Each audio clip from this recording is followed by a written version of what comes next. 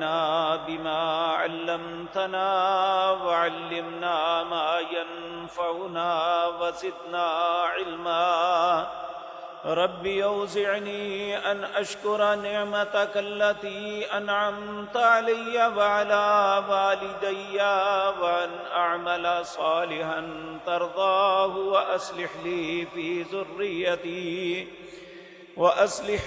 في ذريتي إني تبت إليك وإني من المسلمين أعوذ بالله السميع العليم من الشيطان الرجيم بسم الله الرحمن الرحيم إنا عرضنا الأمانة على السماوات والأرض والجبال فأبين أن يحملنها وأشفقن منها وحملها الإنسان إنه كان ظلوما جهولا ليعذب الله المنافقين والمنافقات والمشركين والمشركات ويتوب الله على المؤمنين والمؤمنات وكان الله غفورا رحيما۔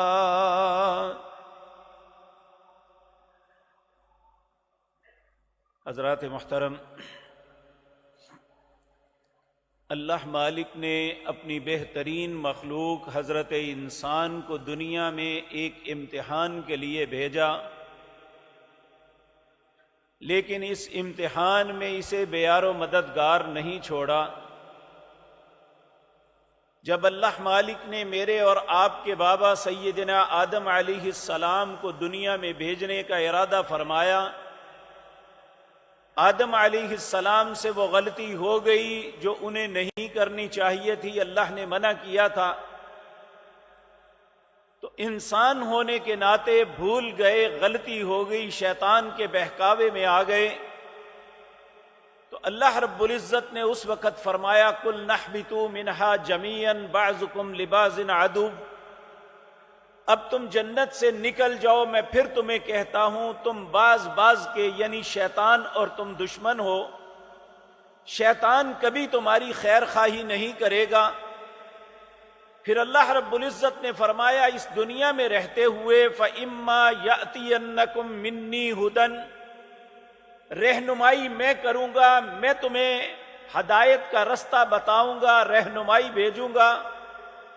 فَمَنِ اتَّبَعَ هُدَايَ فَلَا يَضِلُّ وَلَا يَشْقَى، جو اللہ کی دی ہوئی رہنمائی کو قبول کرے گا، اس کے مطابق اپنی زندگی بسر کرے گا، فَلَا يَضِلُّ، وہ کبھی گمراہ نہیں ہوگا، وَلَا يَشْقَى، اور نہ بدبختی اس کا مقدر بنے گی۔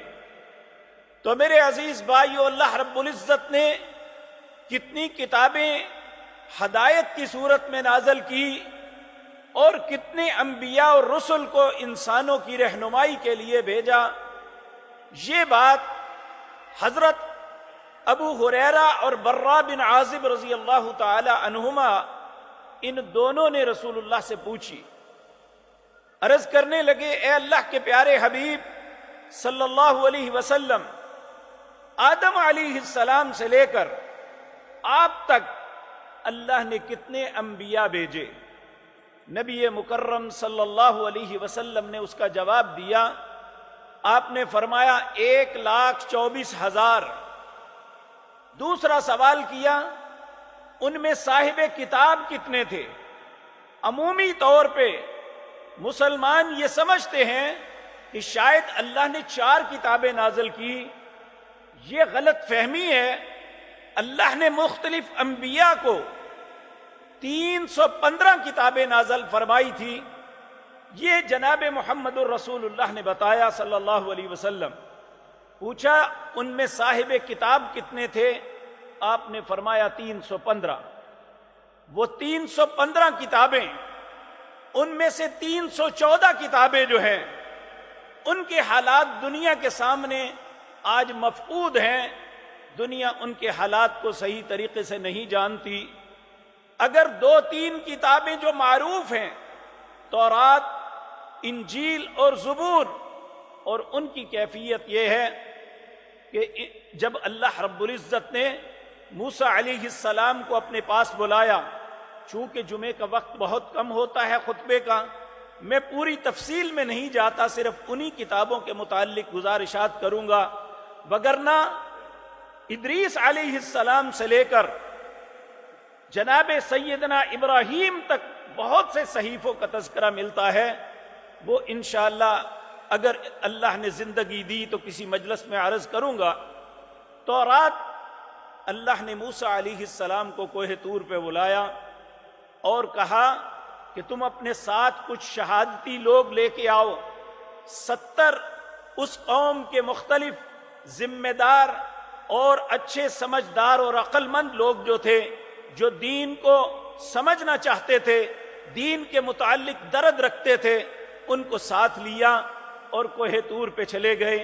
40 دن تک وہاں رہے، پھر اللہ رب العزت نے آپ کو تورات عطا فرمائی۔ آپ تورات لے کے جب واپس آئے تو قوم ایک بہت بڑے گناہ میں مبتلا ہو چکی تھی۔ وہ اللہ کو پوجنے کے بجائے ان میں ایک شخص تھا جس کا نام سامری تھا، اس نے یہ شیطان کا کردار ادا کیا، لوگوں سے ان کے زیورات اکٹھے کر کے ایک چھوٹا سا بچڑا بنایا اور ایسی ٹیکنالوجی سے بنایا جب اس کے پیچھے سے ہوا جاتی تو اس کے منہ سے جس طرح بچڑے کی آواز نکلتی ہے اس طرح نکلتی، تو لوگ اسے اپنا خدا سمجھ کے اس کی پوجا کرنے لگے۔ جب موسیٰ علیہ السلام واپس آئے تورات لے کے، ساری قوم کو اللہ کے بجائے بچڑے کی پوجا کرتے ہوئے پایا، غصے کے ساتھ کتاب کو پھینک دیا جس کی تختیاں ٹوٹ گئی۔ یہ تورات کے آغاز میں ہی بہت بڑا سانحہ ہوا تھا سیدنا موسیٰ علیہ السلام کے ساتھ کہ آپ غصے کے ساتھ یہ معاملہ کیا، اور اس کے بعد ان کی قوم نے اپنی کتاب کو سنبھالنے یا اس پہ عمل کرنے کے بجائے ان کے علماء نے ایک گندا کردار ادا کیا۔ اللہ رب العزت جس کا تذکرہ سورۃ بقرہ کے اندر فرماتے ہیں، ان الذین یکتبون الکتاب بایدیہم ثم یقولون ھذا من عند اللہ، وہ اللہ کی اس کتاب کے متعلق اپنے پاس سے لفظ لکھتے اور اس میں داخل کر کے کہتے کہ یہ اللہ کی طرف سے ہی آئے۔ دوسرا کردار انہوں نے یہ ادا کیا، یحرفون الکلم عن مواضعہ، اس کے کلمات کو بدل دیتے، یہاں کی آیت اٹھائی وہاں رکھ لی، وہاں کی اٹھائی وہاں رکھ لی، اپنے مقاصد کے حصول کے لیے، اپنے مطلب کے معنی نکالنے کے لیے اللہ کی کتاب کی تحریف کرتے رہے۔ اللہ رب العزت نے اس قوم پہ قیامت تک کے لیے لعنت ڈال دی۔ اسی طرح زبور ہے، زبور آج جو ہم دیکھتے ہیں جسے سام کا نام دیا جاتا ہے، وہ زبور ایک اشعار پہ مبنی کتاب ہے۔ عیسائی سازندوں پہ اس کے اشعار کو پڑھتے ہیں، جبکہ داؤد علیہ السلام پر جو کتاب نازل ہوئی تھی اس کا سرے سے نشان ہی نہیں ملتا، جبکہ اللہ نے جو کتاب داؤد علیہ السلام پہ نازل کی تھی اور وہ زبور تھی۔ زبور کا مطلب بھی کتاب قانون ہے جو زندگی گزارنے کا ڈھنگ سکھاتی ہے۔ اسی طرح انجیل ہے، انجیل کا معاملہ بھی بڑا عجیب۔ حضرت عیسیٰ علیہ السلام کو جب یہ کتاب ملی تو ان کے بعد سب سے پہلا وہ بدبخت شخص جسے آج عیسائی دنیا سب سے مقدس تصور کرتی ہے، اس کا نام سینٹ پال تھا۔ یہ سینٹ پال وہ بد نصیب انسان ہے جس نے عیسیٰ علیہ السلام کی کتاب انجیل کو سب سے پہلے تبدیل کرنے کی کوشش کی، اور 100 سال کے بعد تو کیفیت یہ بنی کہ ایک نہیں 100 سے زیادہ اناجیل تھی۔ ہر بندہ، ہر عالم دین، ہر بڑا آدمی اپنی کتاب اپنی بغل میں دابے ہوئے کہتا تھا یہ وہ کتاب ہے جو عیسیٰ علیہ السلام پر نازل ہوئی۔ عیسائیوں کے لیے یہ بڑی شرمندگی کا باعث تھا۔ عیسیٰ علیہ السلام کے اٹھائے جانے کے 300 سال بعد ان کی ایک کونسل تھی جسے یروشلم کونسل کہتے ہیں۔ یروشلم بیت المقدس کا پرانا نام ہے، یہ عیسائیوں کا مرکز ہے۔ اس میں ایک جگہ ہے بیت اللحم، وہ جگہ ہے جہاں عیسیٰ علیہ السلام کی پیدائش ہوئی تھی۔ جس طرح ہمارے لیے کعبۃ اللہ جو ہے سب سے مقدس اور مطہر جگہ ہے، اسی طرح عیسائیوں کے لیے بیت اللحم جو ہے جہاں عیسیٰ علیہ السلام کی پیدائش ہوئی تھی وہ سب سے مقدس اور مطہر ہے۔ تو انہوں نے بقول ان کا ایک رومن کیتھولک مورخ ہے والٹرائے، یہ جرمن تھا اور رومن کیتھولک یہ مذہب سے مسلک سے تعلق رکھتا تھا۔ اس نے لکھا کہ جب یروشلم کونسل کے لوگوں نے، عیسائیوں کے جو بڑے بڑے علماء کی کونسل بڑی ہوئی تھی، انہوں نے سوچا کہ ہمارے لیے پریشانی کا سبب ہے کہ آج انجیل جو ہے یہ سینکڑوں کی تعداد میں ہر آدمی اور عیسائیوں کے لیے ایک مزاح بنا ہوا ہے، کیوں نہ ہم کسی ایک پہ اتفاق کر لیں۔ تو بقول اس کے انہوں نے بیت اللحم کے اندر ایک ٹیبل رکھا، اس کے اوپر ساری اناجیل کو رکھ کے زور سے ہلایا، جو نیچے گر گئیں کہا یہ ناقابل اعتماد، 4 جو اوپر رہ گئی ان کے متعلق فرمایا یہ قابل اعتماد ہیں۔ ان میں آج جنہیں ہم پڑھ سکتے ہیں لوقا کی انجیل، مرقس کی انجیل، یوحنا کی انجیل، متی کی انجیل، یہ 4 اناجیل ہے۔ اور اس کی کیفیت یہ ہے کہ 17ویں صدی کے اندر میونخ یونیورسٹی جو جرمنی میں ہے، انہوں نے کہا آج پرانی اناجیل کو اکٹھا کر کے ان کا موازنہ کیا جائے۔ اللہ نے عیسیٰ علیہ السلام پر جو انجیل نازل کی تھی وہ آرامی زبان میں تھی، لیکن آرامی زبان آج سمجھنے والا دنیا میں کوئی بھی نہیں۔ آج عیسائیوں کے پاس جو قدیم ترین اناجیل ہیں وہ یونانی زبان میں ہے۔ انہوں نے یونانی زبان میں پوری دنیا کا چکر لگا کے جو اناجیل اکٹھی کی وہ 300 کے قریب تھی۔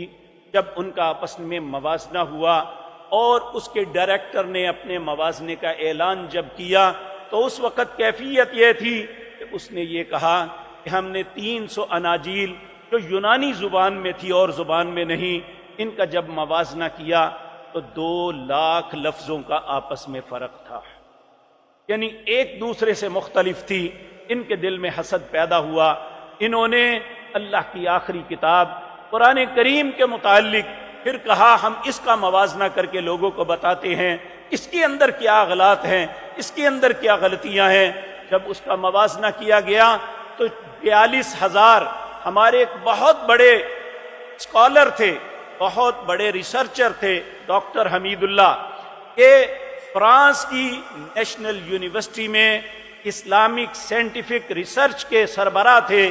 چند سال پہلے 100 سال سے زیادہ عمر پا کے فوت ہوئے، کہ اس بات کے عینی شاہد ہیں کہ کہتے ہیں میں اس کے ڈائریکٹر کو ملا جس کا نام پروکیشنل تھا، چونکہ جرمنی اور برطانیہ کی لڑائی کے اندر یہ سارا ذخیرہ برطانیہ کی بمباری سے ضائع ہوا، تو وہ پروکیشنل نے کہا تھا ہم نے 42,000 قرآنوں کا آپس میں موازنہ کیا۔ میں اللہ کی قسم کھا کے کہتا ہوں ہمیں ایک بھی قرآن ایسا نہیں ملا جس میں ایک آیت موجود ہو اور دوسرے میں موجود نہ ہو۔ یہ اللہ رب العزت کا احسان ہے ہم پہ۔ میں نے آغاز میں آپ کے سامنے ایک آیت پڑھی، یہ آیت سورۃ احزاب کی آخری آیات ہے۔ اللہ رب العزت فرماتے ہیں اِنَّا عَرَضْنَا الْأَمَانَةَ عَلَى السَّمَاوَاتِ، ہم نے اس امانت کو جس کا نام قرآن ہے، یہ لفظ تورات کے لیے اللہ نے نہیں بولے، صحف ابراہیم کے لیے نہیں بولے، انجیل اور زبور کے متعلق نہیں بولے، اور زبر الاولین پرانے صحیفوں کے متعلق نہیں بولے۔ اللہ نے اگر کسی کلام، کسی کتاب کے متعلق بولے ہیں تو وہ قرآن ہے۔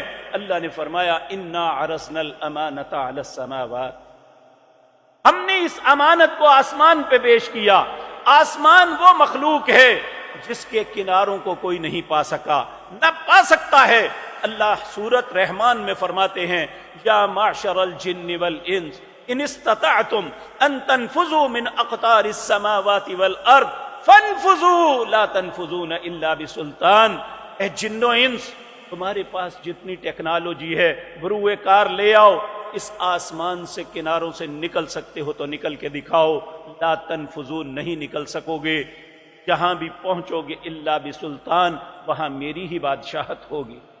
جس آسمان کے کناروں کو کسی نے نہیں دیکھا، جو آسمان بغیر عمد کے، بغیر ستونوں کے کھڑا ہے، جس کے متعلق اللہ نے 1450 سال پہلے چیلنج کیا تھا ما ترى فی خلق الرحمن من تفاوت، میں نے ایک خلق بنائی ہے جس کا نام آسمان ہے. دنیا کے انجینئرز جتنے بھی دانا اور عقل مند لوگ ہو، ما ترى فی خلق الرحمن من تفاوت، رحمان نے چیز بنائی ہے، کوئی نقص نکال کے دکھاؤ. اگر پہلی دفعہ نہ نظر آئے ثم ارجع البصر، پھر دیکھو، ثم ارجع البصر کرتین، بار بار دیکھو. ينقلب الیک البصر خاسئا وهو حسیر، تمہاری نظر نامراد ہو کے، ذلیل ہو کے واپس آئے گی. اللہ کی اس خلق میں، اللہ کی اس چھت کے اندر کوئی نقص نہیں نکال سکو. تو یہ جو چھت بنائی، اتنی عظیم چھت، اللہ فرماتے ہیں انا عرضنا الامانۃ علی السماوات، میں نے اس امانت کو آسمان پہ پیش کیا، فابین، نے انکار کر دیا. کہ اتنی عظیم امانت ہے، یہ اتنی مقدس اور مطہر چیز ہے، یہ اتنی بڑی ذمہ داری ہے، میں اٹھا نہیں سکتا. پھر اللہ فرماتے ہیں والارض، میں نے اسے زمین پہ پیش کیا جس کی وسعتوں کا اندازہ ہی نہیں. فابین، زمین نے بھی انکار کر دیا. والجبال، وہ پہاڑ جن کی بلندیاں اتنی ہیبت ناک ہیں، دیکھ کے انسان خوف زدہ ہو جاتا ہے، جن کی چوٹی کو سر کرنا انسان اپنے لیے عزت و شرف تصور کرتا ہے. اللہ کہتے ہیں اس امانت کو میں نے انہیں بھی کہا تم لے لو.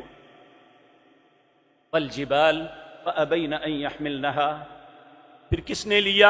واشفقن منها وحملها الانسان، اللہ فرماتے ہیں انسان نے اپنے ارادے اختیار کے ساتھ اس امانت کو قبول کر لیا. تو اے حضرت انسان، اللہ رب العزت نے ساری قوموں کو یہ امانت عطا نہیں کی. کس کو کی؟ جناب محمد الرسول اللہ صلی اللہ علیہ وسلم اور ان کی امت کو. اور اس امانت کی تقدیس، اس کی تطہیر، اس کی پاکیزگی، اس کی عزت، اس کی عظمت یہ ہے. اس رات اللہ نے لوح محفوظ سے فرشتوں کے حوالے کیا تھا. اس تقریب کو کہا انا انزلناہ فی لیلۃ القدر وما ادراک ما لیلۃ القدر لیلۃ القدر خیر من الف شہر تنزل الملائکۃ والروح فیہا باذن ربہم من کل امر سلام ہی حتی مطلع الفجر. اس رات کو قدر، منزلت مل گئی، عزت و شرف مل گئی جس رات اللہ نے. اب کوئی بھی انسان اس رات کو تلاش کرتا ہے. یہ 5-6 گھنٹے کی صرف رات، یہ مغرب سے لے کر فجر کی اذان تک رات، یہ اتنی مقدس اور مطہر بن گئی کہ اللہ فرماتے ہیں وما ادراک ما لیلۃ القدر.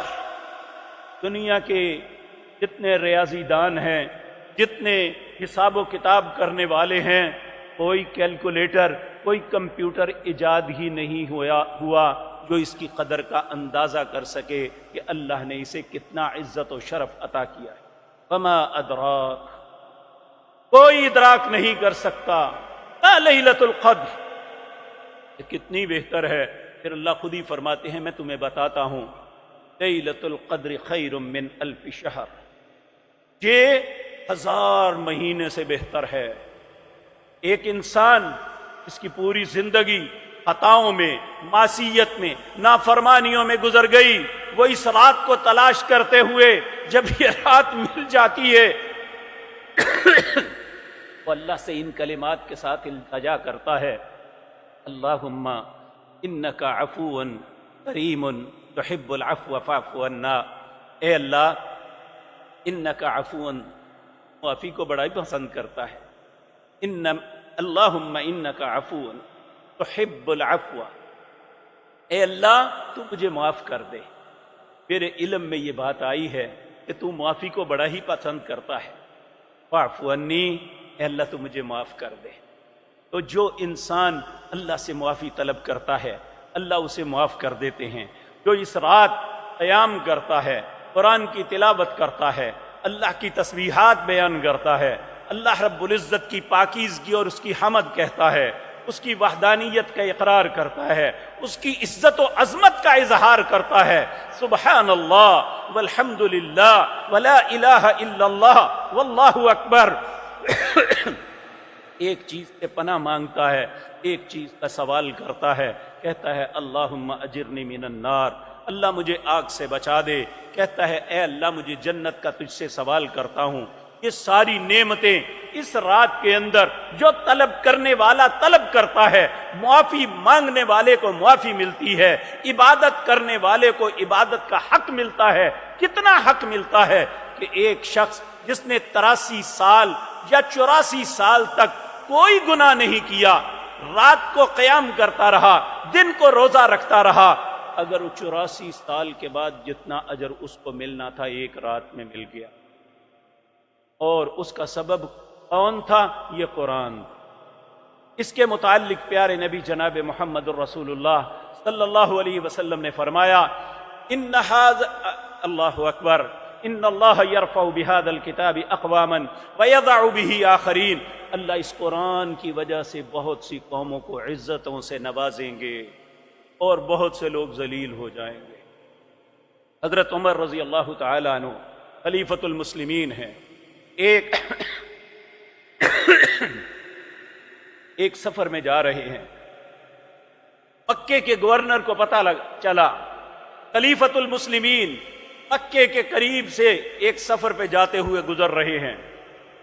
اس نے اپنی جگہ ابن ابزا غلام تھے، انہیں مکے کا گورنر، نائب جو ہے ایکٹنگ گورنر بنایا اور خود امیر المومنین کی خدمت میں اپنی کارکردگی بیان کرنے اور ان سے نئی انسٹرکشن لینے کے لیے ملاقات کے لیے جاتا ہے۔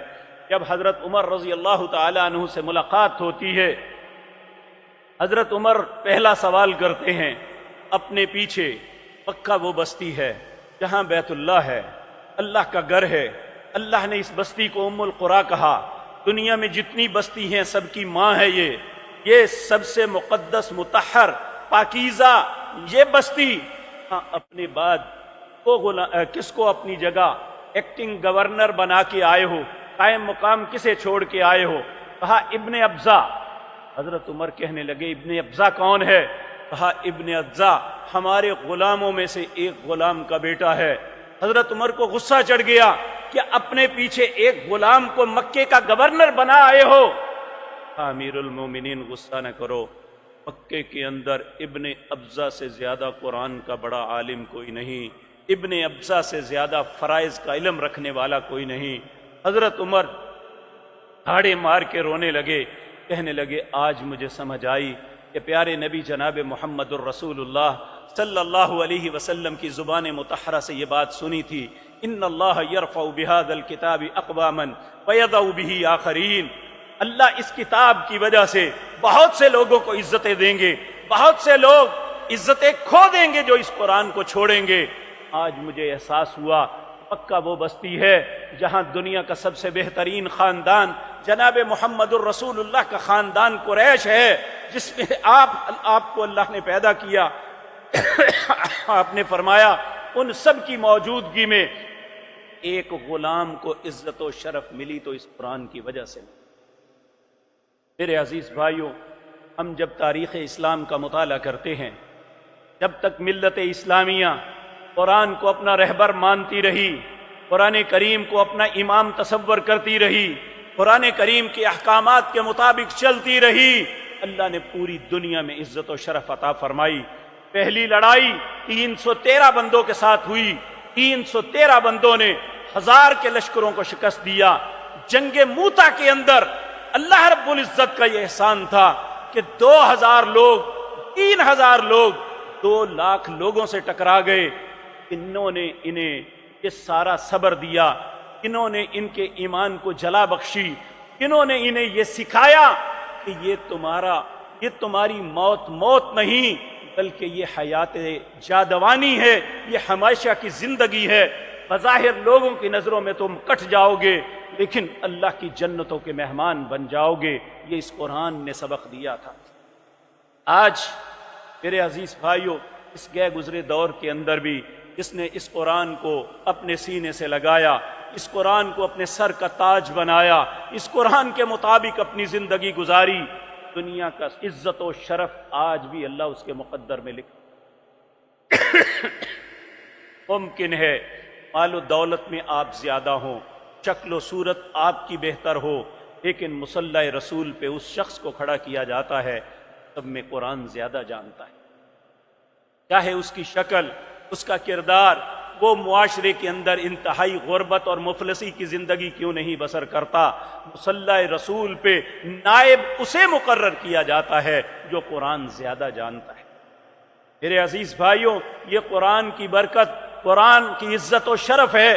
جب جنگ احد میں 70 صحابہ شہید ہو گئے، انہیں اجتماعی قبروں میں دفنانے لگے تو نبی کریم صلی اللہ علیہ وسلم نے فرمایا سب سے پہلے اسے رکھو جنہیں سب سے زیادہ قرآن یاد ہے۔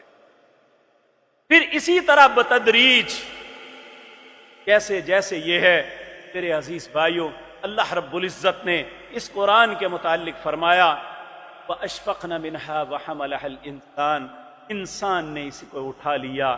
اے حضرت انسان، آج کی مجلس میں میں آپ کے سامنے یہ بات رکھوں گا تاکہ کہنے والا اور سننے والے سوچیں کہ جس عظیم امانت کو اللہ نے ہمیں عطا کیا، جس کی عزت و شرف یہ ہے، آپ دیکھیں دنیا کے اندر کوئی بھی مصنف حرف آخر نہیں ہوتا، ایک آنے والے وقت میں اس سے بہتر مصنف، اس سے بہتر تصنیف آ جاتی ہے۔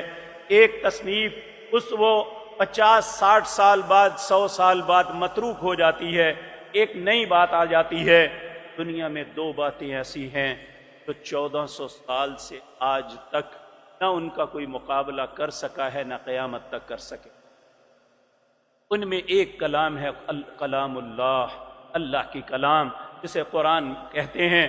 اللہ رب العزت فرماتے ہیں وَإِن كُنتُمْ فِي رَيْبٍ مِّمَّا نَزَّلْنَا عَلَىٰ عَبْدِنَا فَأْتُوا بِسُورَةٍ مِّن مِّثْلِهِ، اگر تمہیں اس کتاب میں، اللہ کی کلام میں شک ہے کہ نامعلوم، کیونکہ اس وقت کے کفار نے ہمیشہ رسول اللہ پہ یہ الزام اور بہتان لگایا کہ نبی کریم صلی اللہ علیہ وسلم اپنے پاس سے لکھتے ہیں یا بعض لوگوں سے سیکھ کے لکھتے ہیں۔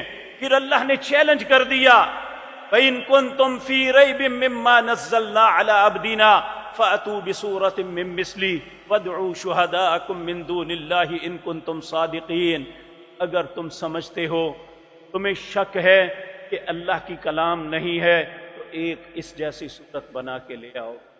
فَأْتُوا بِسُورَةٍ مِّن مِّثْلِهِ وَادْعُوا شُهَدَاءَكُم مِّن دُونِ اللَّهِ، اللہ کے علاوہ جن کو بلا سکتے ہو، دنیا کے سارے اسکالرز اکٹھے کر لو، دنیا کے سارے دانا اور عقل مند اکٹھے کر لو، دنیا کے پڑھے لکھے سب کو اکٹھے کر لو، شاعروں کو، ادیبوں کو اکٹھا کر لو، فَأْتُوا بِسُورَةٍ مِّن مِّثْلِهِ، اس جیسی ایک صورت بنا کے دکھا دو۔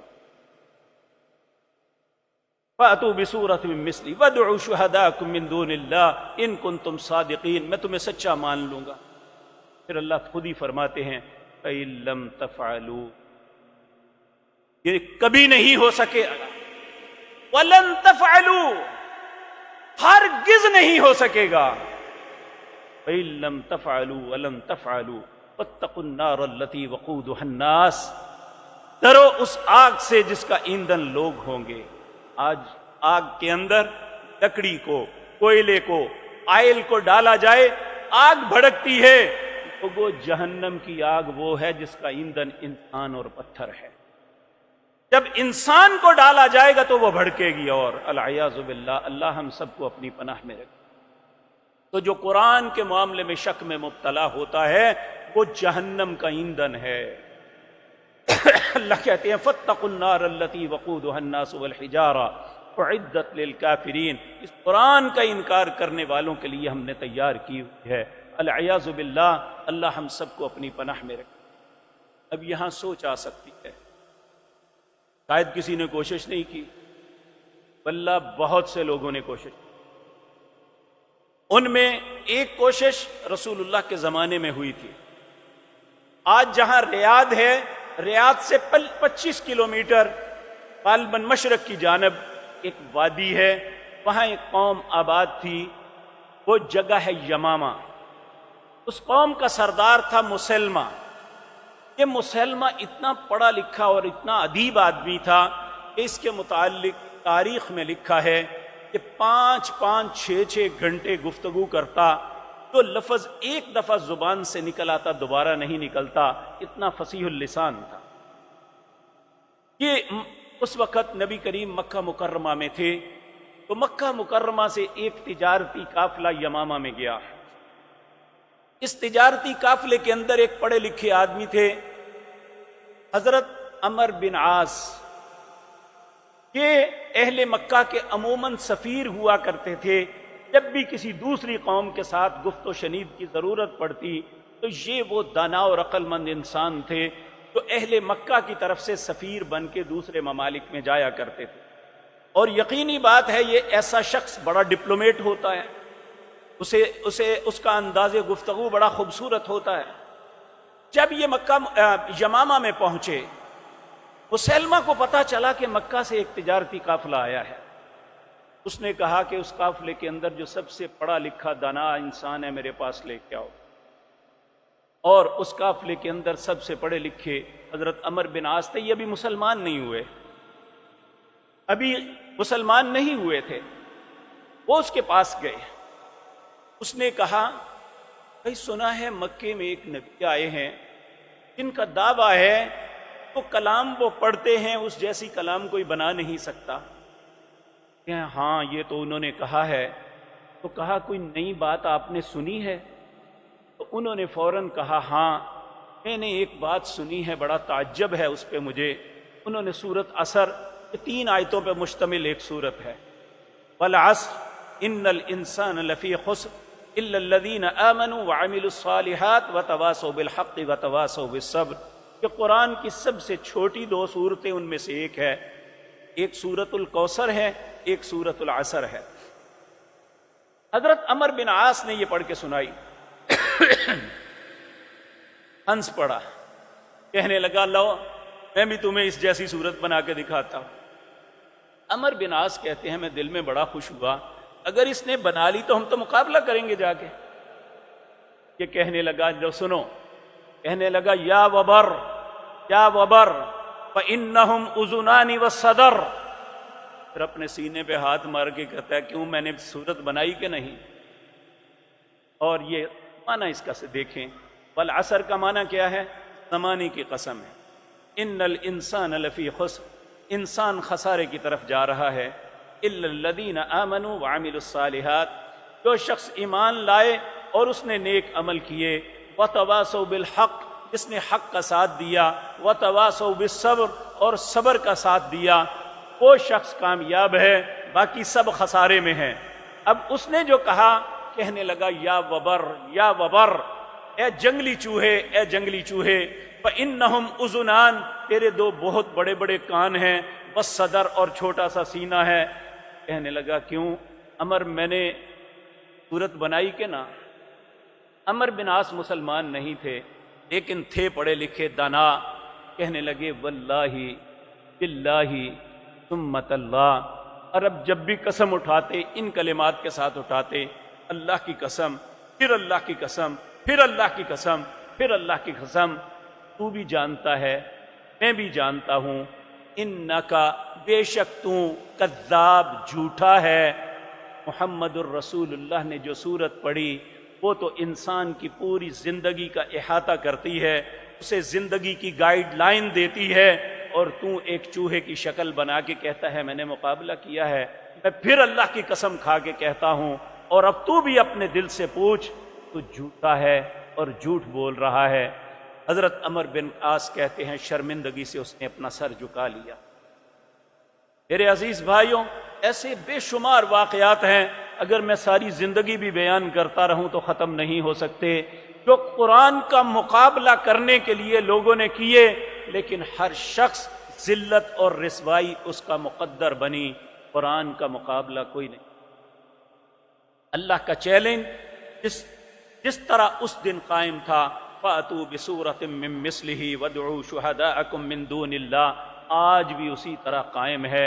دنیا میں کوئی بھی، بلکہ کچھ دن پہلے یہ الفرقان کے نام پہ امریکہ کے اندر یہ شرارت ہوئی، نے قبول الفرقان کو نہیں کیا تھا۔ اس سے پہلے بشار الاسد نے یہ شرارت کی کہ ہماری زندگیوں کے معاملے ہیں، اس نے ایک کتاب قرآن کے مقابلے میں نکالی اور اپنی قوم کو بائی فورس کہا کہ قرآن کو چھوڑ کے اسے پڑھا کرو، حالانکہ وہ خالصتاً عرب لوگ ہیں، شام کے لوگ عرب ہیں، لیکن لوگوں نے اسے قبول نہ کیا۔ اور یہ غلط فہمی، یہ حسرت لے کے کتنے لوگ مر گئے کہ ہم قرآن کی رسوائی کا سامان کریں۔ قرآن آج بھی صاحب عزت ہے، اس کا مقابلہ کرنے والا ہر ذلیل اور رسوا ہے، العیاذ۔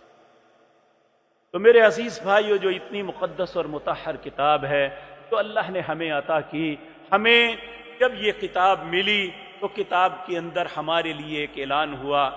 پہلے اللہ نے بنی اسرائیل کو ساری اقوام پہ عزت دی تھی۔ سورۃ بقرہ میں آتا ہے، یا بنی اسرائیل اذکروا نعمتی التی انعمت علیکم وانی فضلتکم علی العالمین۔ ساری دنیا کی ساری قوموں پہ تمہیں فضیلت دی، لیکن جس دن اللہ نے یہ پاک کلام قرآن کریم اپنے حبیب کریم جناب محمد الرسول اللہ صلی اللہ علیہ وسلم پر نازل کیا، اس قوم نے اسے ایکسپٹ کر لیا، قبول کر لیا، اس دن اللہ نے اس قوم کو جو محمد الرسول اللہ کا کلمہ پڑھتی ہے اسے کہا کنتم خیر امت۔ آج سے بنی اسرائیل بہتر نہیں ہے، اس کائنات میں سب سے بہتر وہ ہیں جو حاملین قرآن ہیں۔ اللہ رب العزت نے ہمیں کنتم خیر امت اخرجت للناس تأمرون بالمعروف وتنہون عن المنکر، اللہ نے تمہیں سب سے بہترین بنایا۔ تو میرے عزیز بھائیو، اس قرآن کی وجہ سے، جو قرآن جس رات میں اترا وہ رات بہتر، جس مہینے میں اترا شہر رمضان الذی انزل فیہ القرآن، وہ سارے مہینوں سے بہتر ہو گیا۔ جس امت پہ اترا اس امت کو اللہ نے سب سے زیادہ فضیلت عطا کی۔ جس نبی پہ اترا اللہ نے سارے نبیوں کا امام انہیں بنا دیا۔ اس قرآن کا کچھ حق بھی ہم پہ ہے یا نہیں؟ آج کی مجلس میں اسی بات پہ غور کرنا ہے کہ قرآن کے ہم پہ حقوق کیا ہیں، کیا ہم بحیثیت مسلمان، اللہ کے بندے، اللہ کی مخلوق ہونے کے ناطے اس قرآن کے حقوق کو ادا کر رہے ہیں؟ ہم نے تو قرآن کے متعلق تماشا بنا لیا کہ قرآن اترا جی جشن قرآن ہوگا۔ قرآن پہ جشن نہیں، قرآن تو ہمیں احساس ذمہ داری یاد دلاتا ہے، قرآن تو ہمیں زندگی گزارنے کا ڈھنگ سکھاتا ہے، قرآن تو ہمیں کہتا ہے کہ جب اسے پڑھو گے اگر تمہارے رونگٹے نہیں کھڑے ہوئے، اگر تمہاری جلد میں نہیں ہوا، اگر تمہاری آنکھ سے آنسو نہیں بہے، قرآن کا ادا۔ ہم نے اسے کھانے پینے کا اور پیٹ پوجا کا تماشا بنا لیا، العیاذ باللہ، جبکہ رسول اللہ صلی اللہ علیہ وسلم نے ہمارے اوپر جو ذمہ داریاں عائد کی تھی وہ کیا تھی؟ سب سے پہلا حق قرآن کریم کا یہ ہے کہ ہم سب اس بات پہ ایمان رکھیں کہ الف لام الحمدللہ کی الف سے لے کر والناس کی سین تک جتنے لفظ ہیں یہ اللہ کی کلام ہے۔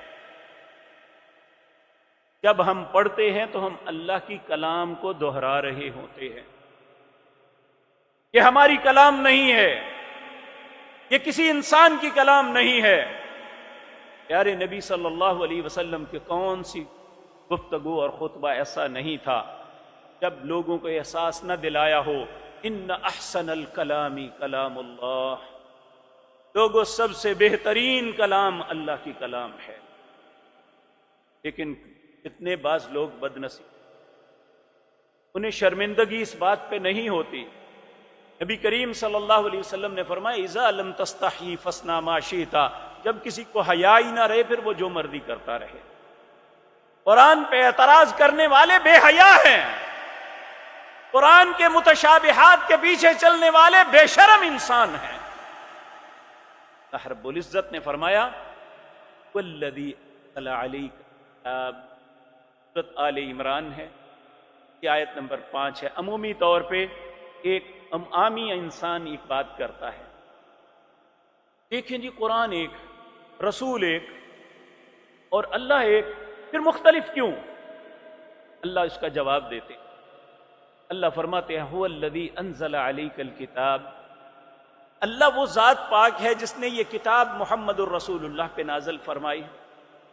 منہ آیات محکمات، اس میں کچھ آتے ہیں محکم جن کا نہ معنی بدلا جا سکتا ہے، نہ تفسیر نہ لفظ۔ لفظ تو بدلا ہی نہیں نہ جا سکتا کوئی بھی، لیکن بعض لوگ معنی اور تفسیر بدلتے ہیں کیونکہ ہم اجمی لوگ ہیں۔ یقین جانیے، کل ایک عالم دین کی بات سنی، حدیث بیان کرتا ہے، کہتے ہیں دیکھیں جی موضوعات کبیر شریف میں فلاں حدیث ہے۔ اب عربی میں موضوعات کبیر وہ کتاب ہے جو ملا علی قاری حنفی نے لکھی تھی۔ رسول اللہ پہ جتنے بہتان لگائے گئے، جھوٹی روایتیں گھڑی گئیں، وہ ساری اس میں لکھی ہے۔ اگر اس کا پنجابی یا اردو میں ترجمہ کیا جائے تو اس کا مطلب بنتا ہے جھوٹاں دی پنڈ، جسے میں سارا کچھ ہی جھوٹ ہے۔ اور مولوی کو یہ بھی پتا ہے یہ موضوعات کبیر میں یعنی جھوٹاں دی پنڈ دے وچ گل لے کہ نبی کریم کی طرف منسوب کر کے تو لوگوں کو بتا رہا ہے کہ دیکھیں نبی کریم نے یہ فرمایا۔ ایسے بدبخت لوگ بھی ہیں۔ اللہ فرماتے ہیں وہ الذی انزل علیک الکتاب، اللہ وہ ذات پاک ہے جس نے آپ پہ یہ کتاب نازل فرمائی۔ منہ آیات محکمات، اس میں کچھ آیتیں محکم ہیں، وَأُخَرُ متشابہات، اللہ نے آزمائش کے لیے متشابہات بھی رکھی۔ فَأَمَّا الَّذِينَ فِي قُلُوبِهِمْ زَيْغٌ فَيَتَّبِعُونَ مَا تَشَابَهَ، جن کے دلوں میں ٹیڑھا پن ہے وہ متشابہات کے پیچھے چلتے ہیں۔ ان کا مقصد کیا؟ انہ ابتغاء الفتنہ، لوگوں میں فتنہ ڈالے، وابتغاء تاویلی، اور اس کی غلط تعویل کرتے ہیں، حالانکہ وما یعلم تاویلہ الا اللہ، اس کی تعویل اللہ کے علاوہ کوئی نہیں جانتا۔ والراسخون فی العلم، تو اللہ سے ڈرنے والے عالم دین ہیں، یقولون آمنا بہ ربنا، وہ کہتے ہیں کہ ہمارے رب کی طرف سے ہے، جو بھی ہے ہماری عقل میں آتی ہے یہ نہیں ہم تسلیم کرتے ہیں، میرے رب نے کہا ہے یہی سچ ہے۔ والراسخون فی العلم یقولون آمنا بہ کل من عند ربنا وما یتذکر الا اولو الالباب، یہ نصیحت عقل والوں کے لیے ہے۔ اللہ ہمیں بھی عقل نصیب فرمائے۔ تو میرے عزیز بھائیوں، سب سے پہلا قرآن کا حق یہ ہے کہ ہم اسے اللہ کی کلام تصور کریں اور اس پہ ایمان رکھیں۔ اللہ رب العزت سورۃ بقرہ اس کی پہلی آیات جو 5 ہے، کہ اللہ کیا کہہ رہے ہیں؟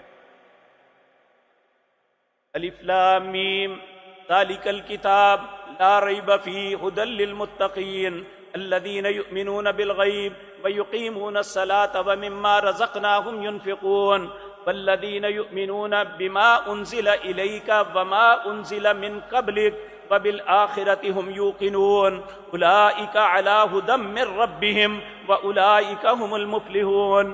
اللہ فرماتے ہیں ذالک الکتاب، یہ کتاب ایسی ہے لا ریب فیہ، اس میں شک نہیں، ھدی للمتقین، جس کے دل میں خوف خدا ہوگا یہ ہدایت اسے دے گی۔ جس کے دل میں خوف خدا نہیں، وہ ممبر پہ کھڑے ہونے والا عالم دین کیوں نہیں، یہ اسے ہدایت نہیں دیتی۔ ھدی للمتقین الذین یؤمنون بالغیب، کون ہے فلاح پانے والے؟ جو غیب پہ ایمان رکھتے ہیں، جنت نہیں دیکھی، اللہ کی ذات کو نہیں دیکھا، جہنم کو نہیں دیکھا، قرآن کو اترتے ہوئے نہیں دیکھا، لیکن ہمیں یقین ہے کہ بتانے والے سچے تھے، جناب محمد الرسول صلی اللہ علیہ وسلم۔ الذین یؤمنون بالغیب ویقیمون الصلاۃ، نماز کو قائم کرتے ہیں، ویؤتون الزکاۃ، زکوٰۃ کو دیتے ہیں، ومما رزقناہم ینفقون، جو اللہ نے رزق دیا ہے اس میں سے خرچ کرتے ہیں۔ پھر فرمایا والذین یؤمنون بما انزل الیک، وہ جو ایمان رکھتے ہیں جو اللہ نے محمد الرسول اللہ پہ نازل کیا، وما انزل من قبلک، اور آپ سے پہلے جو نازل ہوا، وبالآخرۃ ہم یوقنون، آخرت پہ یقین رکھتے ہیں۔ اللہ فرماتے ہیں اولئک علی ھدی من ربہم واولئک ھم المفلحون، یہی ہدایت یافتہ ہیں اور یہی فلاح پانے والے ہیں۔ اللہ ہمیں بھی اس رستے پہ چلا دے۔ ایک جگہ اللہ رب العزت نے نبی کریم کا نام لے کے کہا، والذین آمنوا بما نزل علی محمد وہو الحق من ربہم، لوگوں جو اللہ نے محمد الرسول اللہ پہ نازل کیا صرف وہ حق ہے، جی مولوی پیر امام کی بات حق نہیں ہے۔ حق کیا ہے؟ وآمنوا بما نزل علی محمد وہو الحق من ربہم، جو تیرے رب کی طرف سے جناب محمد الرسول اللہ پہ نازل ہوا حقیقتاً وہی ہے۔ اور کیا نازل ہوا؟ وہ اللہ کی یہ کلام قرآن کریم۔ اللہ رب العزت ہمیں اس پہ ایمان کی توفیق عطا فرمائے۔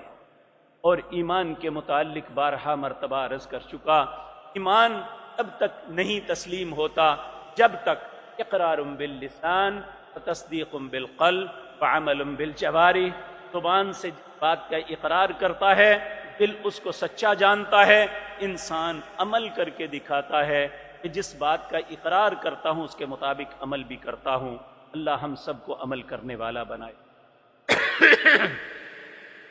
دوسرا قرآن کا حق وہ ہے قرآن کی تلاوت کرنا۔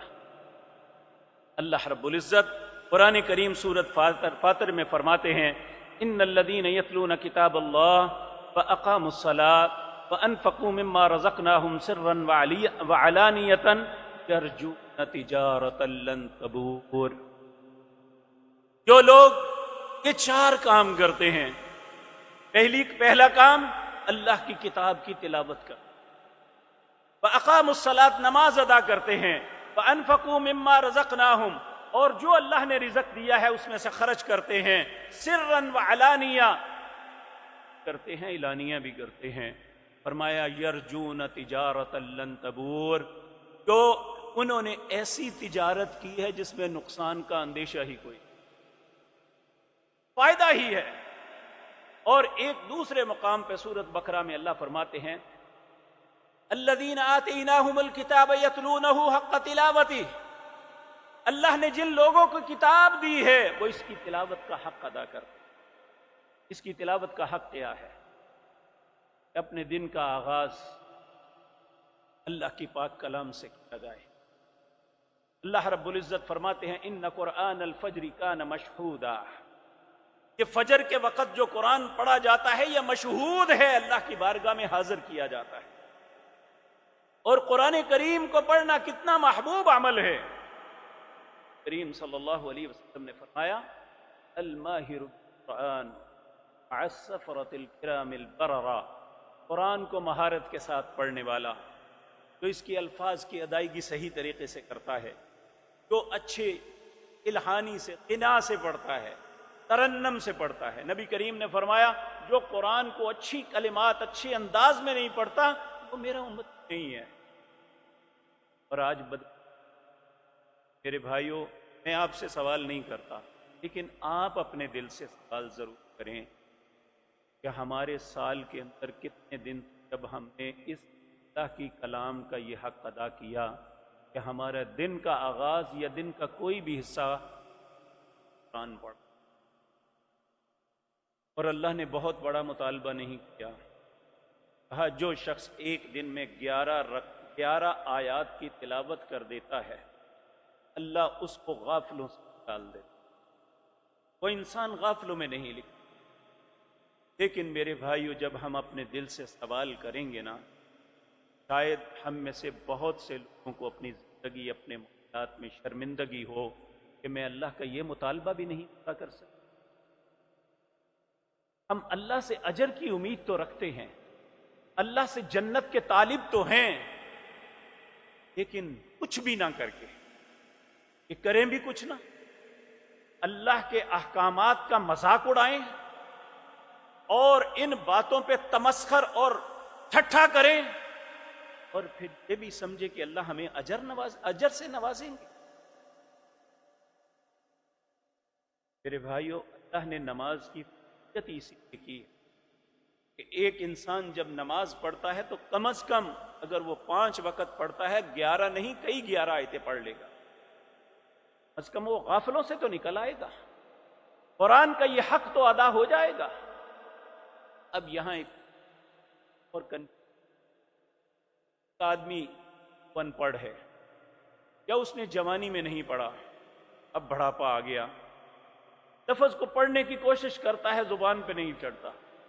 ہمارے معاشرے میں کہتے ہیں یار قرآن کی نہ اس طرح پڑھو، گناہ گار ہو جاؤ گے۔ اللہ کہتے ہیں غلط نہ کہو، جو شخص قرآن کو پڑھتا ہے لفظ اس کی زبان پہ نہیں چڑھتا، پھر بھی وہ کوشش کرتا ہے، غلط سلط لفظ زبان سے ادا کرتا ہے، اللہ کہتا ہے صحیح پڑھنے والے کو اگر 1 اجر ملے گا تو اسے میں 2 اجر عطا فرماؤں۔ قرآن پڑھنے والا گناہ گار نہیں ہو سکتا، قرآن پڑھنے والا ہمیشہ خیر ہی پہ پاتا ہے۔ نبی کریم صلی اللہ علیہ وسلم نے فرمایا قرآن کا 1 حرف پڑھنا، اللہ ہر نیکی کے بدلے فَلَهُ عَشْرُ أَمْثَالِهَا 10 کے ساتھ ملٹیپلائی کرتے ہیں۔ لیکن یہ یاد رکھیں الف لام میم، آپ نے ترتیب بنا کے کہا، الف لام میم یہ 1 حرف نہیں ہے، الف 1 حرف ہے، لام 1 حرف ہے، میم 1 حرف ہے۔ جب صرف اتنا پڑھتا ہے اللہ 30 نیکیاں اس کے نامہ اعمال میں لکھ دیتے۔ تو قرآن کا دوسرا حق کیا ہے؟ اس کی تلاوت کو کیا جائے، اور قرآن کا تیسرا حق تو سمجھا جائے۔ اس کا ترجمہ ہم عجمی ہیں، ہمیں پتہ نہیں چلتا۔ آپ نے عربوں کو قرآن پڑھتے ہوئے سنتے ہوئے سنا ہوگا، حرم یا مسجد نبوی میں جب عذاب کی آیتیں آتی ہیں تو لوگ مار کے رو الیاذ باللہ، لیکن ہم سنتے ہیں اکتاہٹ سے کہ ہمیں پتہ ہی نہیں چلتا وہ کہہ کیا رہے۔ اللہ رب العزت ہمیں کہتے ہیں افلا یتدبرون القرآن، یہ قرآن پہ تدبر کیوں نہیں کرتے، اسے سمجھتے کیوں نہیں؟ ام علی قلوب اقفالها، کیا تمہارے دلوں میں تالا پڑا ہوا ہے؟ تو تیسرا حق یہ ہے قرآن کو سمجھنے کے آ جائے، تاکہ ہمیں پتہ چلے ہمارا رب ہمیں مخاطب ہے، کیا کہہ رہا ہے۔ یقین جانیے آج جو ہمارے کھیل تماشے ہیں نا، صرف اسی لیے ہمیں اللہ کے حکم کا نہیں۔ نبی کریم صلی اللہ علیہ وسلم کے زمانے میں بعض اعراب اس طرح کے بےہودگی کرتے تھے، نہ مسجد میں ان کی خرمستیاں ختم ہوتی تھی نہ باہر۔ اللہ رب العزت نے فرمایا الاعراب اشد کفرا ونفاقا واجدر الا يعلم حدود ما انزل اللہ علی رسولہ، کہ اعراب کے لوگ کفر اور منافق میں اتنے سخت ہوتے ہیں انہیں پتہ ہی نہیں اللہ کی حدیں ہیں کیا، انہوں نے دین کو تماشا بنایا ہوا ہے۔ الذین اتخذوا دینہم حزوا ولعبا، اتنے بد نصیب ہیں لوگ جنہوں نے دین کو کھیل اور تماشا سمجھا ہوا ہے، اللہ کے کسی بھی حکم کے سامنے تمسخر اور مذاق بنا دیتے۔ تو میرے عزیز بھائیوں، 5واں قرآن کا حق ہم پہ یہ ہے ہم سوچیں، اللہ کے احکامات جب سمجھ آ جائیں پھر اس پہ غور و فکر کریں۔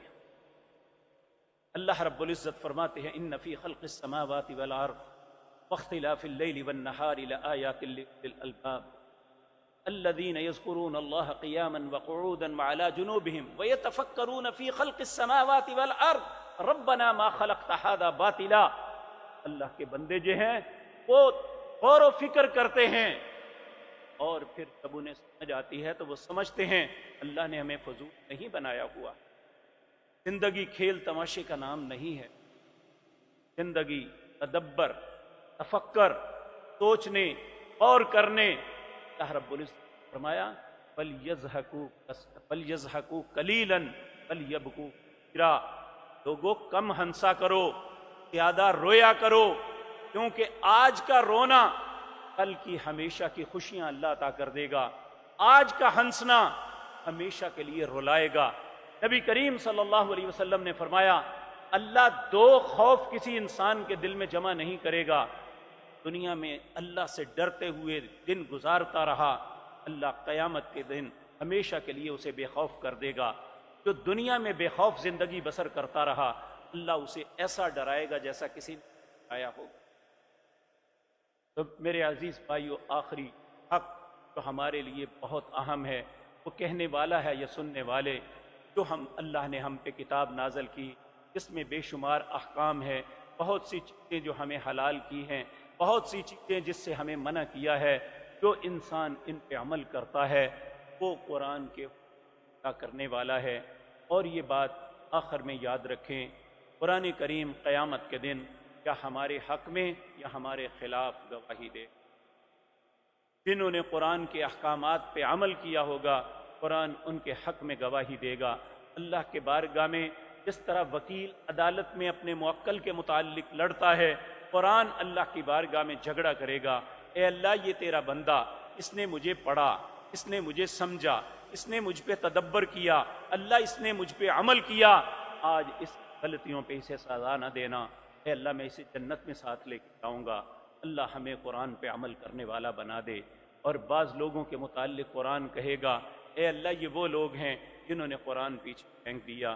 یاد رکھیں ایک دن ایسا آئے گا، وہ نبی جو رحمت للعالمین ہیں، جو ہمارے لیے شفاعت کرنے والے ہیں، ایک دن ہمارے خلاف بھی ہیں، جس کا تذکرہ 19ویں پارے کی پہلی آیات میں ہے، وقال الرسول یا رب ان قوم اتخذوا هذا القرآن محجورا۔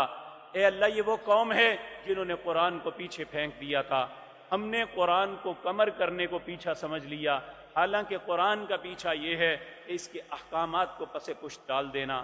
نبی کریم صلی اللہ علیہ وسلم نے فرمایا، قرب قیامت ایسا وقت آئے گا، قرآن کے اوراق کا تو بڑا احترام کریں گے لوگ، لیکن اس کے احکامات کو کوئی اہمیت نہیں دیں گے۔ ہے کہ آپ نے فرمایا ان من اشرار الناس، کہ میری امت کے بدترین لوگ ہیں۔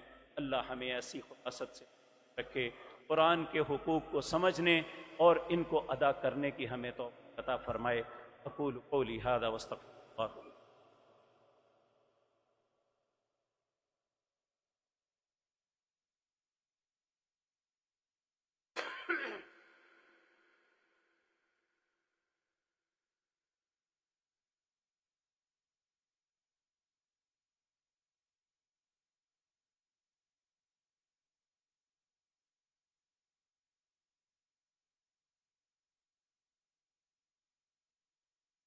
الحمد لله نحمده ونستعينه ونستغفره ونعوذ بالله من شرور أنفسنا ومن سيئات أعمالنا، من يهده الله فلا مضل له ومن يضلل فلا هادي له، وأشهد أن لا إله إلا الله وحده لا شريك له، وأشهد أن محمدا عبده ورسوله، أما بعد فأعوذ بالله السميع العليم من الشيطان الرجيم، بسم الله الرحمن الرحيم، ان اللہ وملائکتہ یصلون علی النبی یا ایہا الذین آمنوا صلوا علیہ وسلموا تسلیما، اللہم صل علی محمد وعلی آل محمد کما صلیت علی ابراہیم وعلی آل ابراہیم انک حمید مجید، اللہم بارک علی محمد وعلی آل محمد کما بارکت علی ابراہیم وعلی آل ابراہیم انک حمید مجید۔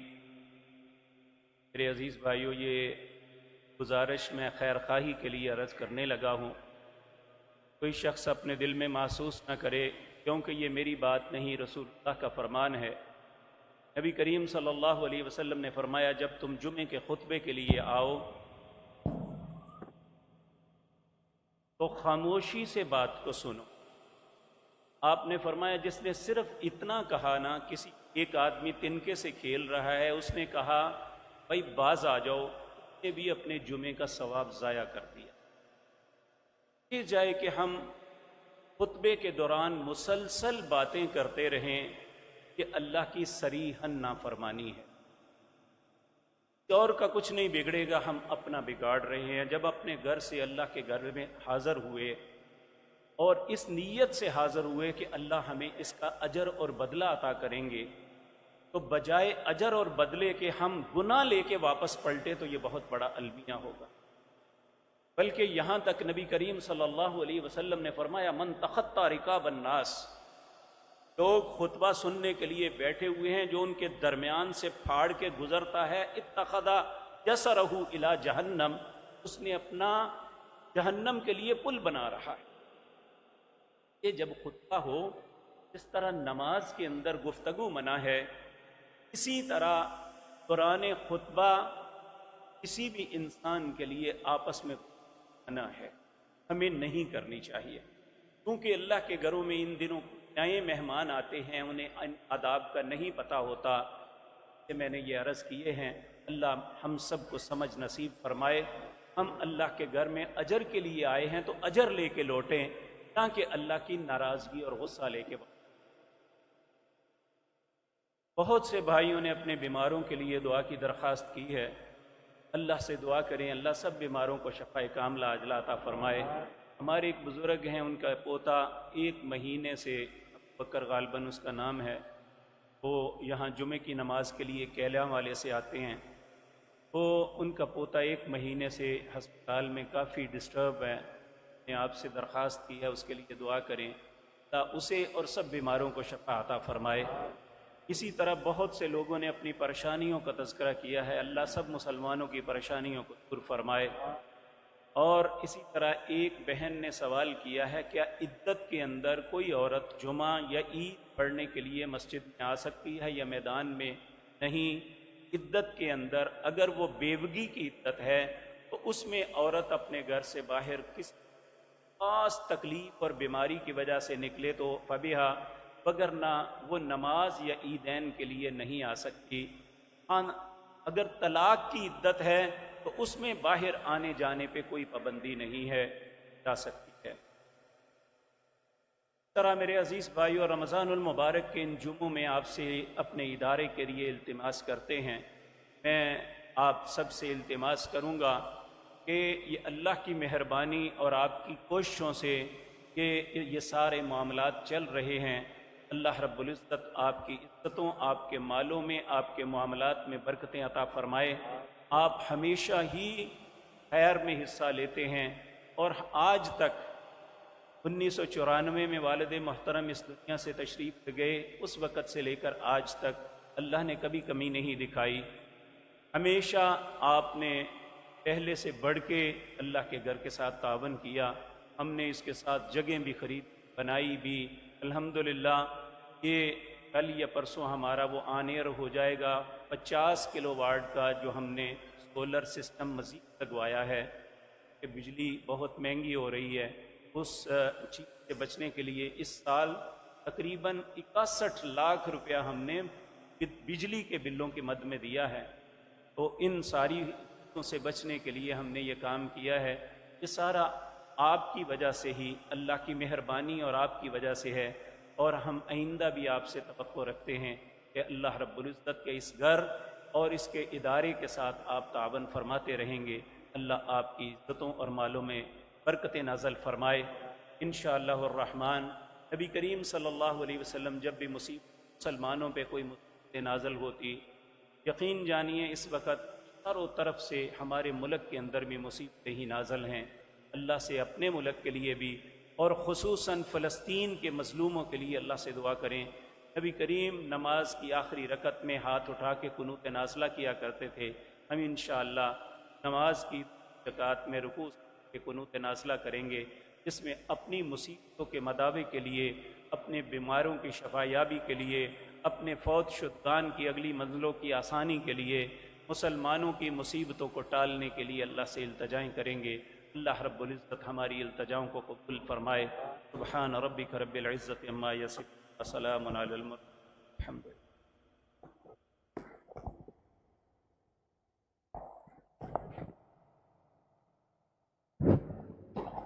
اللہ اکبر اللہ اکبر، اشہد ان لا الہ الا اللہ، اشہد ان محمد رسول اللہ، حی علی الصلاة حی علی الفلاح، قد قامت الصلاة قد قامت الصلاة، اللہ اکبر اللہ اکبر، لا الہ الا اللہ۔ مل جائیں، صفیں درست کر لیں۔ بھائی جان یہ مائک بند کر دیں، یہ والا مائک بند کر دیں۔ ساتھ مل جائیں، اپنے قدموں کو دیکھ کے صفیں سیدھی کر لیں۔ نماز کی درست ادائیگی کے لیے صفوں کا درست ہونا ضروری ہے۔ جن بھائیوں کو صحن میں جگہ نہیں ملتی پیچھے کمروں میں تشریف لے جائیں۔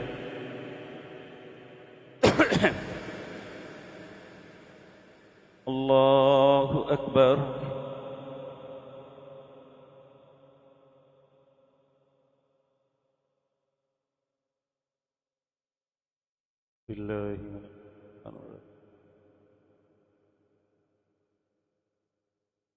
الحمد لله رب العالمين الرحمن الرحيم مالك يوم الدين إياك نعبد وإياك نستعين اهدنا الصراط المستقيم صراط الذين أنعمت عليهم غير المغضوب عليهم ولا الضالين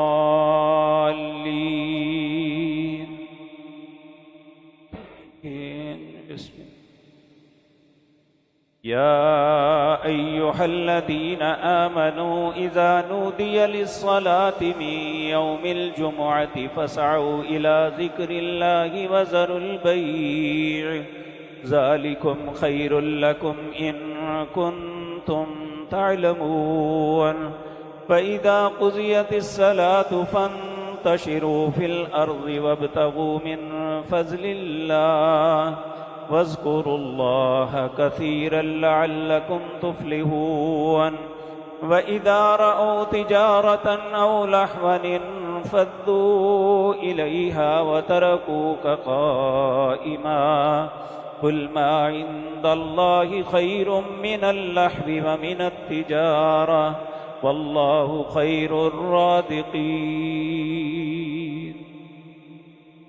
الله أكبر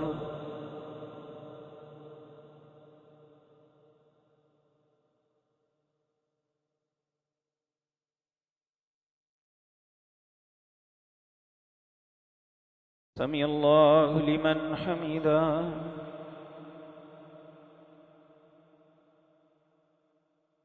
الله أكبر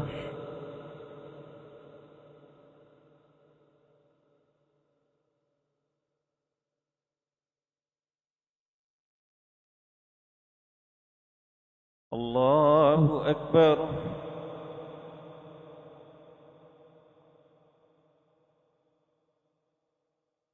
الله أكبر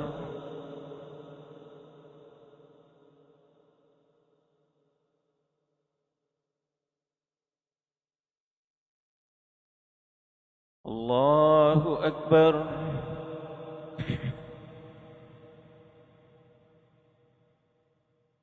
الحمد لله رب العالمين الرحمن الرحيم مالك يوم الدين إياك نعبد وإياك نستعين اهدنا الصراط المستقيم صراط الذين أنعمت عليهم غير المغضوب عليهم ولا الضالين آمين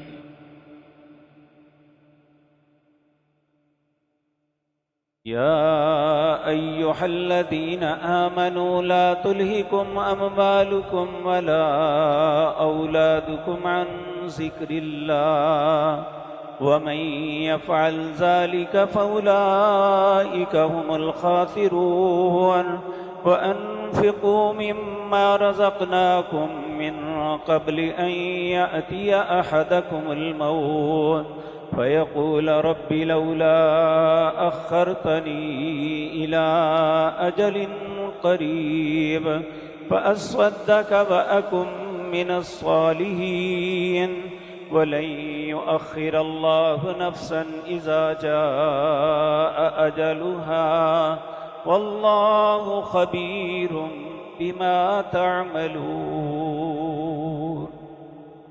الله أكبر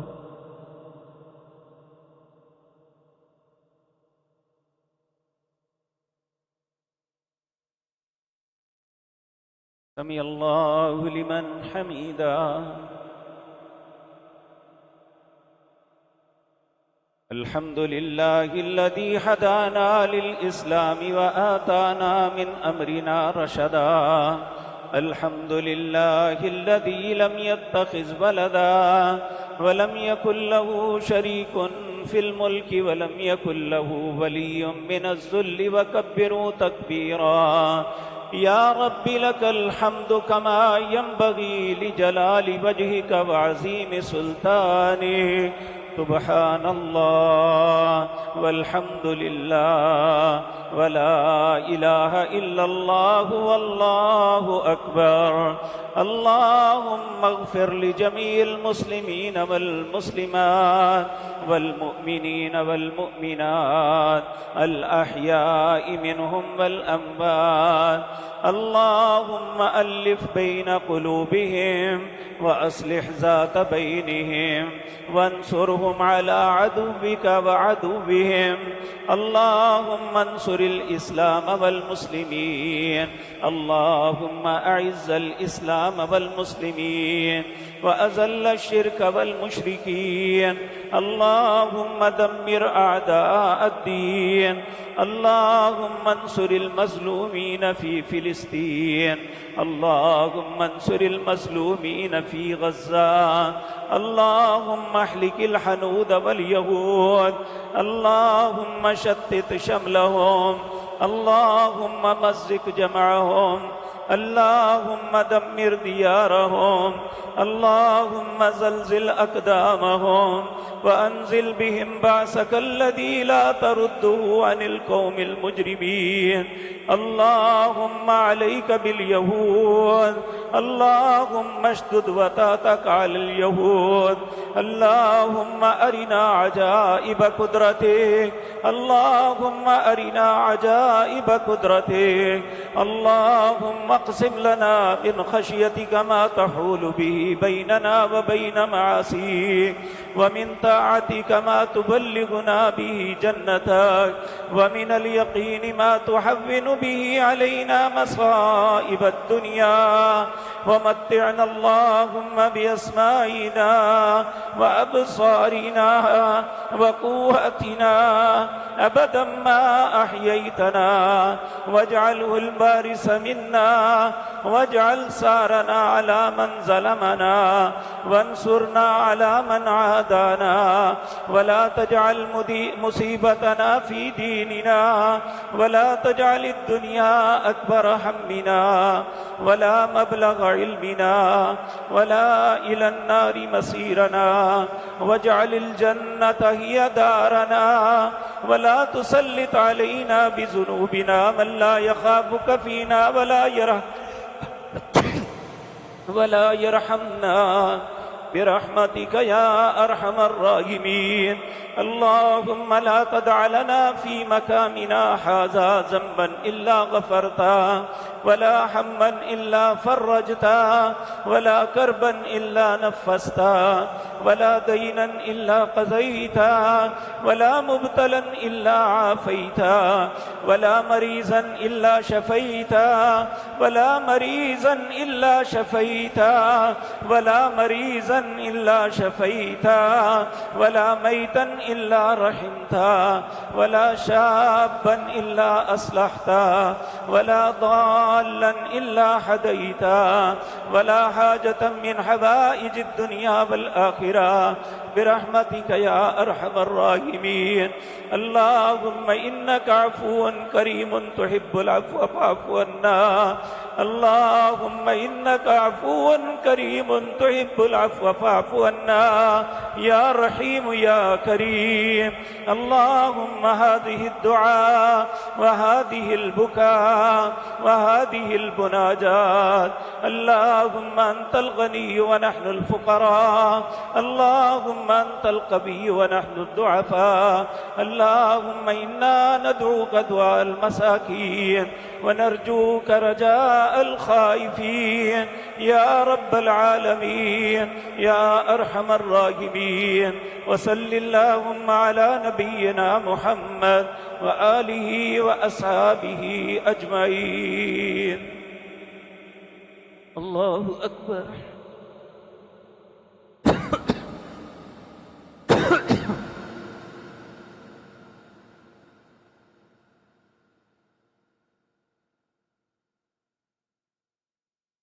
اللہ اکبر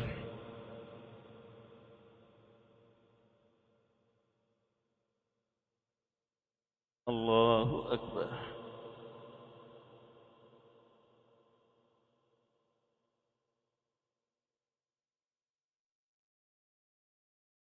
اللہ اکبر